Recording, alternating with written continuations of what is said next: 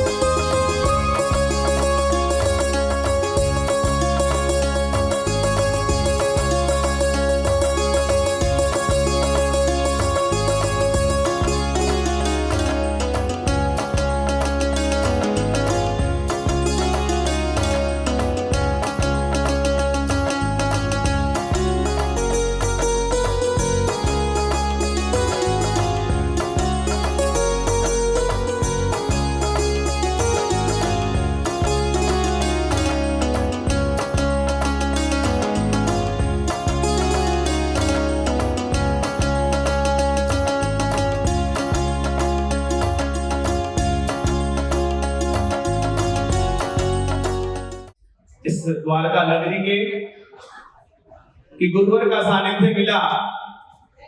और गुरुदेव, आपको एक बात बताना चाहूंगा कि ये जो प्रतिमा यहाँ पर प्रतिष्ठा के लिए आई है, ये प्रतिमा पानीपत में खंडित हुई, बहुत प्राचीन प्रतिमा थी, 12-14 साल पहले खंडित हुई गुरुदेव। और उस प्रतिमा का नाम था सौभाग्यव्रत पार्श्वनाथ।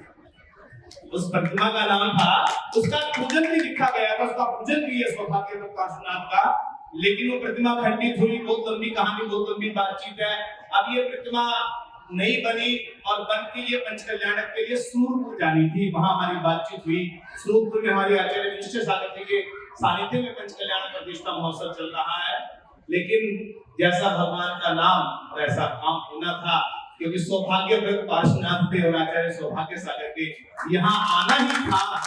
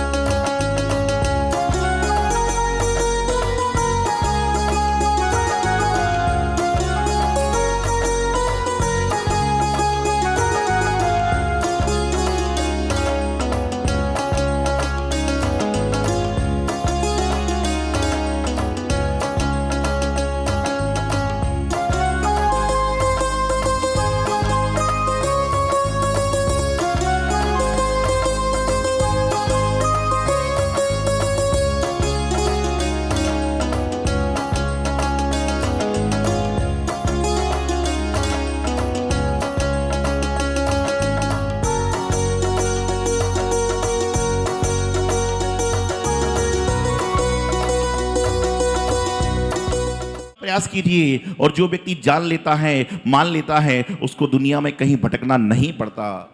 तो आज यहां पर भगवान जब आहारचर्या को जाएंगे, आप यही भावना भाना कि साक्षात में चक्रपुरी नगरी में हम लोग हैं और मल्लीनाथ भगवान बनने के पहले जब मुनि अवस्था में आहार को जा रहे थे, उस समय हम लोग ऐसा ही उनका प्रगान कर रहे थे, क्योंकि उस समय हम कहाँ थे पता नहीं, लेकिन हम यहाँ पर हैं, यहाँ हम सबको पता है। तो आपके जीवन का पुण्य है कि आप मुनि महाराज की भगवान की आहारचर्या में सम्मिलित हो रहे हो। आहार देने वाला व्यक्ति कैसा हो? वैसे तो नियम ये है कि जो भगवान जी को आहार देता है उसका रात्रि भोजन, सप्तव्यसन, अभक्ष का त्याग होता है। लेकिन यदि आप संपूर्ण जिंदगी का नहीं कर पा रहे तो कम से कम कुछ तो करो। आज तारीख 23 है, तो कम से कम जितने लोग उपस्थित हैं इनको ये संकल्प तो करना चाहिए कि कम से कम, रोज नहीं करते हैं तो 23 तारीख के दिन रात्रि भोजन, अभक्ष, आलू प्याज का सेवन नहीं करेंगे। आहार देने वाले इतना भी नियम कर लो तो तुम्हारे जीवन का कल्याण हो जाए। इतना तो करो, लेकिन वो भी नहीं कर पा रहे। तो एक व्यक्ति आया, बोले महाराज जी मैं जिंदगी में समय शिखर नहीं गया। मैंने कहा जल्दी जाओ, कल जाओ, परसों जाओ। बोले महाराज जी मैंने नियम ले लिया कि जब तक समय शिखर जी की यात्रा नहीं होगी, जब तक मैं आलू नहीं खाऊंगा, तंबाकू नहीं खाऊंगा, बीड़ी सिगरेट नहीं पीऊंगा। हो गया। मैंने कहा भगवान इसको मरते दम तक समय शिखर जी मत बुलाना, इसको मरते दम तक समय शिखर जी मत बुलाना, मरने के पहले बुला लेना। लोग बोले क्यों?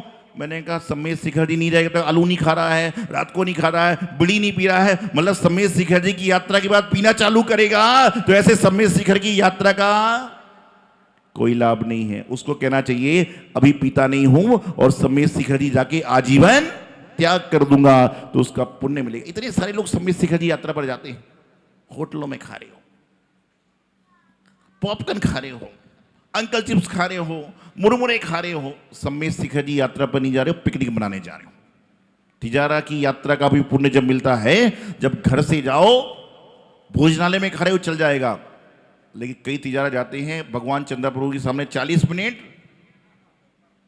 भगवान चंद्रा प्रभु जी के सामने 40 मिनट और गुलाब कचौड़ी वाले क्या 50 मिनट। ऐसे तिजारा वालों का क्या होगा? एक आदमी आया, बोले तिजारा जी से लौंग लेकर आया हूं, सुपारी लेकर आया हूं। मैंने कहा कोई तिजारा में खेती हो रही है क्या लौंग सुपारी की जो सस्ते में आ रहा है? कई आदमी इस चक्कर में तिजारा जा रहे हैं, कई समय शिखर जी आजकल जा रहे हैं, बोले कपड़े अच्छे मिलते हैं, सस्ते मिलते हैं। क्या कर रहे हो? यहां पर आप वास्तविकता में आओ। यहां तो त्याग की भावना बनाना चाहिए, यहां राग की भावना नहीं बनाना चाहिए। समय शिखर जी को यदि दूषित करने में, प्रदूषित करने में सबसे बड़ा योगदान है तो वो जैन समाज का है। लोग बाइकों पे यात्रा कर रहे हैं, लोग बाइकों पे समय शिखर जा रहे हैं। बाइक पे यात्रा करने से कोई पुण्य नहीं मिलेगा। पैदल डोली तक ठीक है, बाइक से पंचेंद्री जीप मर जाए तो भी कोई बड़ी बात नहीं। आपके हाथ पैर में हिम्मत नहीं है, आप डोली से जाइए, पैदल जाइए। नहीं कुछ कर सकते तो 4 सीढ़ी चढ़ जाओ, क्षेत्रपाल तक पहुंच जाओगे तो भी आपको पुण्य मिल जाएगा। लेकिन बाइक से जाओगे तो पुण्य जो पहले था वह भी समाप्त हो जाएगा। इसलिए अभी तक करी कोई बात नहीं, लेकिन आगे बंद करो। आजकल शिखर जी जाना मामूली हो रहा है। 4 दिन पहले एक व्यक्ति आया, बोले महाराज जी समय शिखर जी जा रहा हूं, 2 दिन बाद वापस आ गया। मैंने कहा यात्रा हो गई? बोले बहुत आनंद से हो गई, मैं सोच के हैरान हूं कि पहले पहुंचा होगा, अगले दिन चढ़ा होगा, उतर के भी आ गया। मैंने कैसे गई? बोले 10 बजे पहुंचा था, बाइक तैयार थी, बाइक पे बैठा, 5 बजे आया, शाम की ट्रेन 7 बजे पड़ी, घर आ गया। तो मैंने पूछा कितनी यात्रा हो गई? बोले 70 हो गई, 108 करना है। ऐसे आदमी 108 मत करो, 1 करो, 8 करो, लेकिन पूरे बोलते ना एक बार बंदे जो कोई ताकि नरक। लेकिन उसमें ये भी तो आता है कि भाव सहित बंदे जो कोई, कि भाव भी तो। समय शिखर जी की टोक पर जा रहे हो, पहले 24 टोकें होती थी, 2 जगह भोजन बंटता था, भातागृह में और एक शीतल नाला में, वो भी बूंदी से वो बंटते थे लौटने में, आपको ध्यान पड़ता हो। आजकल तो टोके कम, दुकानें ज्यादा है। और दुकानें क्यों हैं? क्योंकि तुम खाते पीते हो। समय शिखर जी को बिगाड़ने वाले जैन समाज के लोग हैं। यदि ये वहां जाकर खाना पीना बंद कर दें, एक दिन ऐसा आएगा कि समय शिखर जी में एक भी दुकान नहीं रहेगी। संकल्प कर लो जैनियों सारे कि समय शिखर जाके बाजार वहां ऊपर खरीद के कुछ नहीं खाएंगे। आप समय शिखर को सही बना दो। लेकिन यहां तो लोगों का बस नहीं चलता है, लोगों के बस नहीं चलता है। नहीं तो यहां कल मैं दिख रहा था भगवान की दीक्षा हो रही है, एक आदमी पानी पी रहा था। जन्म कलनक वाले दिन यहां पे भगवान जी के सौदर इंद्राणी अपना कार्यक्रम कर रही है, एक बच्चा कुल्फी चूस रहा है। क्यों? समझ ही नहीं आ रहा क्या हो रहा है। आप ऐसे करने से कहीं ना कहीं अपने आप को दूषित कर रहे हो। अपने जीवन को सही कीजिए, जीवन को सफल बनाइए। तो आज यहाँ पर भगवान की आहार चर्या का दृश्य है, और जो भगवान की चर्या है उस चर्या में जो सम्मिलित होता है उसकी जीवनचर्या अपने आप सही हो जाए तो कोई बहुत बड़ी आश्चर्य की बात नहीं है, क्योंकि आपकी जीवनचर्या सही होगी तो ही भगवान की आहार चर्या में आपका पहुंचना लाभदायक होगा। तो विशेष फिर बताऊं, अच्छा ऐसा कोई व्यक्ति है जिसने आज तक कभी किसी दिगंबर साधु को आहार नहीं दिया? हाथ खड़े करो। जो किसी मुनि महाराज को आहार नहीं दिया? 15, 20, 25 है ही सारे। उनको अवसर है 2 दिन संज्ञा भी दीजिए, क्योंकि भगवान को तो दे ही रहे हो लेकिन महाराज को भी आहार देने का, लेकिन शुद्धि पूर्वक। ऐसा नहीं कई आदमी आए ऊपर धोती दुपट्टा लगाया, मन शुद्धि, वचन शुद्धि, काय की शुद्धि, आहार जल। अरे कैसे होगा? कई तो मंदिर में पहुंच रहे हैं, मंदिर में आ रहे हैं आदमी, धोती दुपट्टे पहन रहे हैं, अंदर के वस्त्र पहनिए, चल पड़े। ऐसा नहीं होगा। पूरे वस्त्रों को बदलिए, हाथ पैर को धोइए, सब कुछ करिए। यदि हाथ में धागा पहन रखा है तो उसको भी गीला कीजिए, उसके बाद में सारा काम कीजिए। अभी 4-5 दिन पहले जब हम लोग आहार लेते हैं तो यदि महिलाएं कपड़े की बिंदी लगाती तो मैं उसको हटवाता हूँ। तो एक महिला माता जी से कह रही थी, बोले महाराज जी को बिंदी से क्या एलर्जी है? तो माता जी बोले कि बिंदी से एलर्जी नहीं है, कपड़े की बिंदी से एलर्जी। आप चंदन लगाओ, टीका लगाओ, सारा काम करो। बोले क्यों? क्योंकि आपने जब वस्त्र बदल लिए, पूरे सोले कपड़े पहन लिए और बिंदी भी वस्त्र है, तो सोला आपका कहाँ रह गया? तो उनको समझ में आई बात।